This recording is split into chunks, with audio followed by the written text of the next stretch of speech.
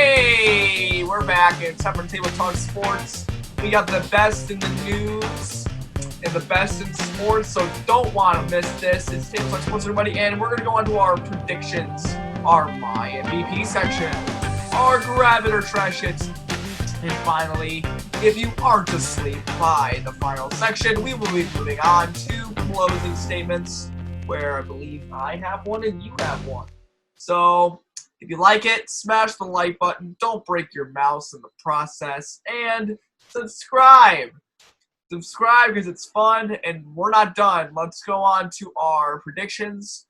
So, you're the expert in the predictions. What are the playoff games? And then, if the playoff games go the way we want them to, we'll talk about a possible Super Bowl next episode. We will be building up to the Super Bowl Sunday in that episode. So, go ahead, let's predict them. We have two playoff games, the NFC Championship between the Green Bay Packers and Tampa Bay Buccaneers, and the AFC Championship between Kansas City Chiefs and the Buffalo Bills. I'm going to start with Bruiser. Give me your predictions for those two, and we'll just keep going from there. Mine is very quick and simple. The Buffalo Bills will win because the Kansas City Chiefs don't have Patrick Mahomes, and the Green Bay Packers will win. Bills bandwagon.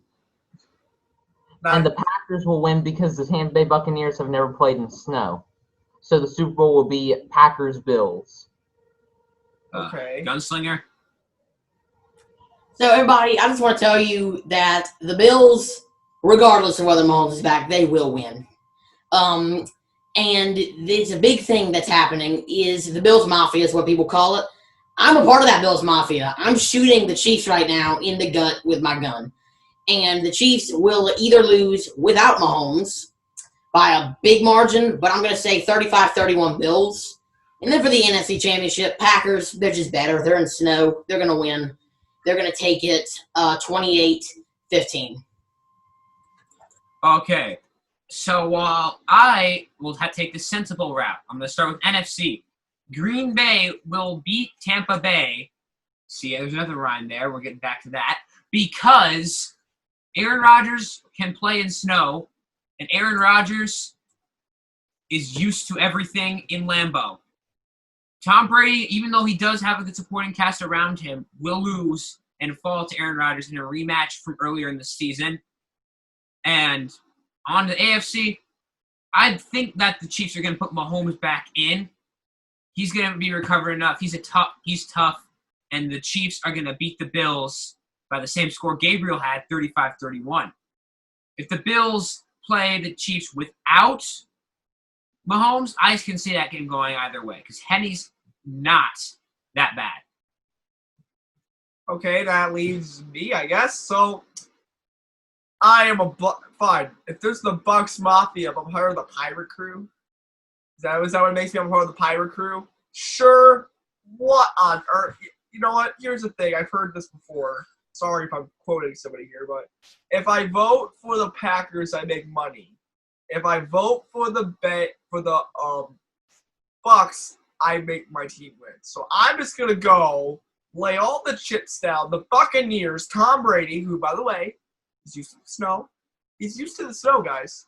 He is gonna win against Aaron Rodgers and make the future Jeopardy host just miss the question. Use these metaphors now. The Bucks are going to win this one 31-24. Okay, now going on to the AFC, the Bills and the Chiefs. You know what? Who was right about the Falcons and the Lions?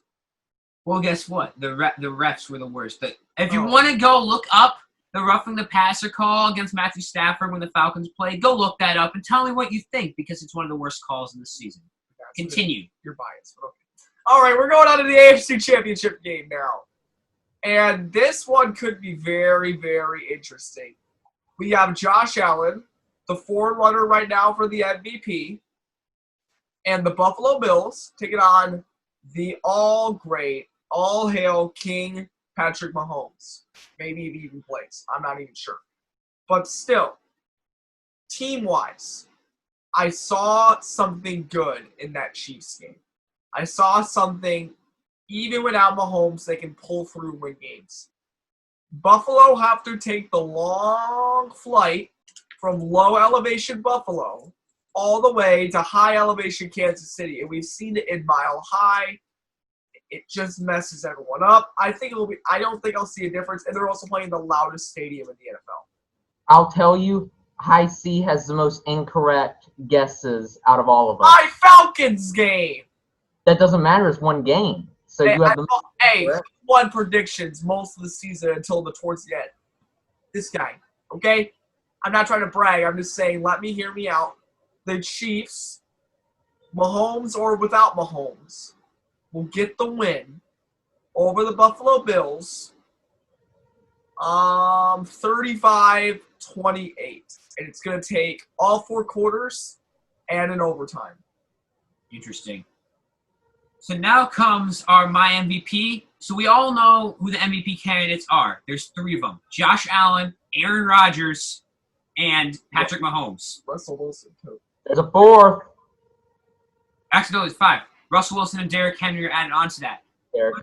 Whether we choose one of those or whether we choose someone else, who do we think should win the MVP, even if he does not? So, High C start. Oh, boy. It was a good year of football this year. I mean, it was the year of the mask, the year of fake crowd noise, and the post-up pictures. And one guy, I think, who dominated all season long, it was debated whether he should have been MVP last year. I don't think there's a question this year. What about my man DH, Derrick Henry? The dude did better than he did last year, and he broke NFL history with he tied for the most rushing yards in a single game since 19-something. I might have to fact check that later, but still, Derrick Henry was an all-around threat this year. He should win the MVP, mainly because Roethlisberger died, Rodgers has been playing like he's old, and Josh Allen, I just don't think has it. What about you? I've been supporting Russell Wilson from the beginning, but seeing the way the offense fumbled through the end of the year, I still don't think it was his fault. But that might take some points off the board. So skill-wise, Russell Wilson deserves the MVP. But of the guys that are being considered for it, I actually think it'd be Aaron Rodgers. He proved everyone wrong through the fact that the Packers drafted Jordan Love as his replacement, and he took that and shoved it in their faces by having a great season and finding the potential of Alan Lazard and Marquez Valdes-Scantling, along with Devontae Adams. Jeopardy. What about you, Gunslinger? So I'm going to answer 2 separate questions for my one. First, I'm going to say, who will win it? Rodgers is going to win it. He doesn't deserve it, but he's going to win it. That's just how the NFL is. Now, the MVP is the most valuable player. It's not who gets the most stats. Let me call your Bills Mafia. Is it Josh Allen? No, it's not. It's the most valuable player. It's not who wins the most games. It's not who has the best stats. It's who meant the most to their team. So, editing, will you please cue the trumpet music because we must all bow down to King Henry. Derrick Henry is the one who deserves this the most of anybody in the NFL, leading his team. The Titans would not be a playoff team without Henry. He deserves to be the most valuable player because he is. For once, you actually make sense. It took you a couple episodes. Welcome to reality, Bruiser.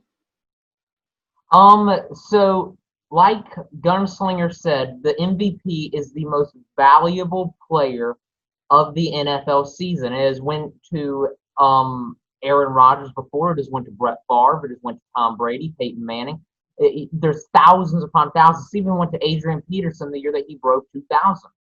And speaking of 2,000, everybody bow down to King Henry. Right there.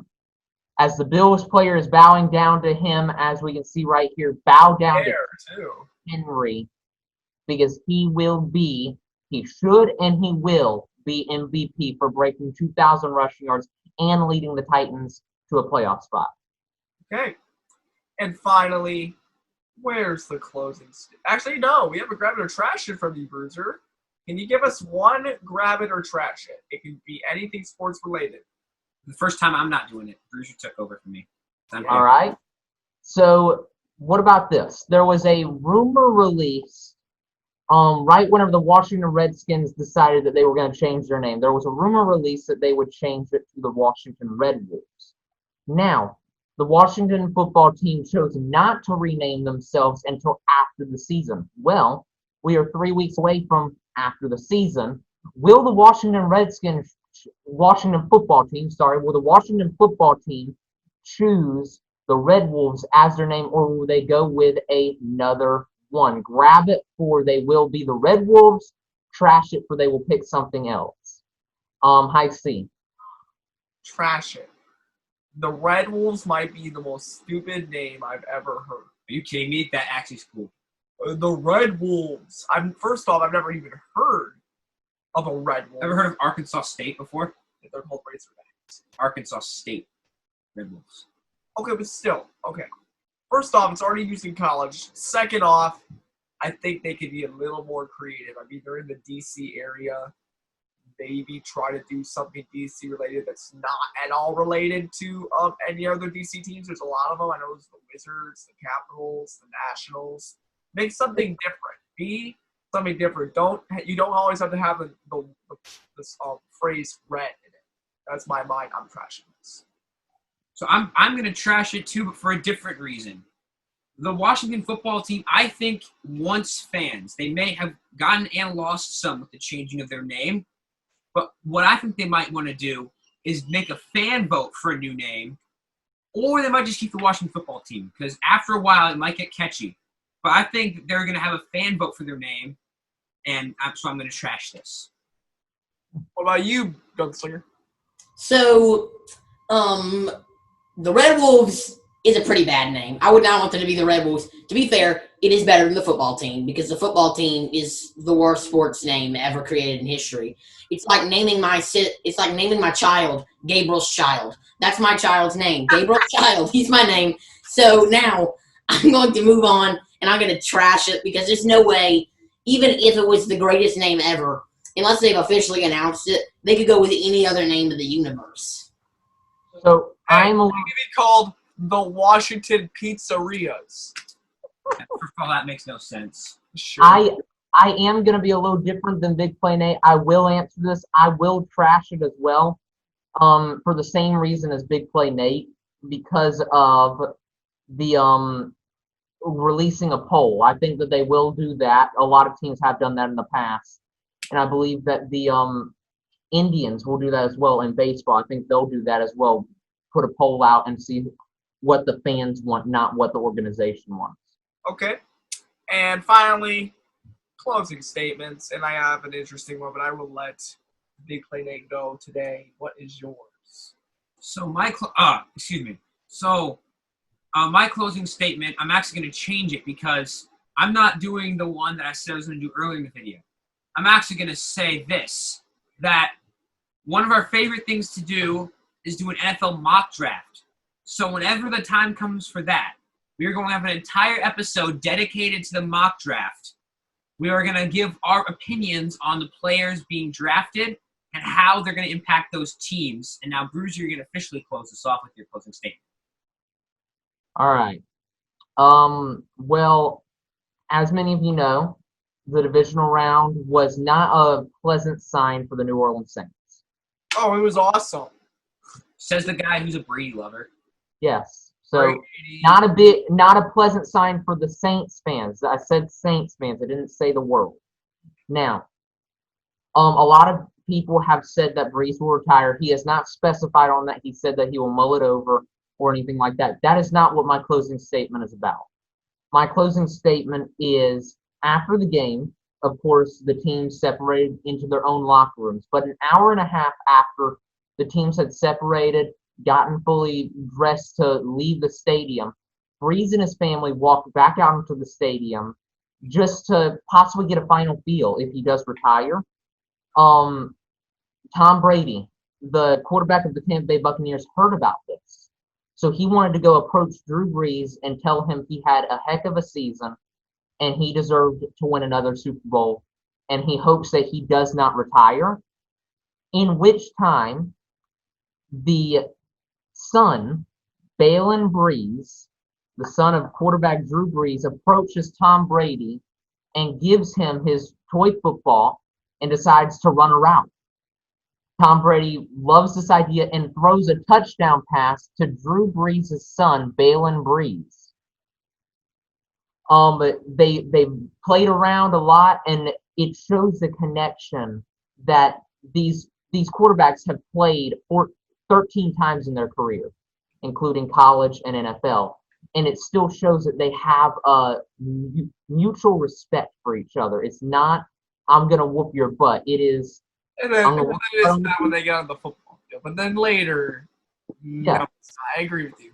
it's a mutual respect that both the players have, and that's what football should be. And it shows these two quarterbacks that have played for over 20 years each actually are smarter than majority of the players that are veterans in treating each other with respect and making their children feel loved by their father's rival.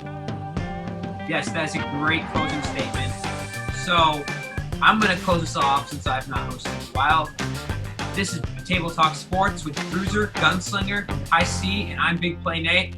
We'll see you in our next episode.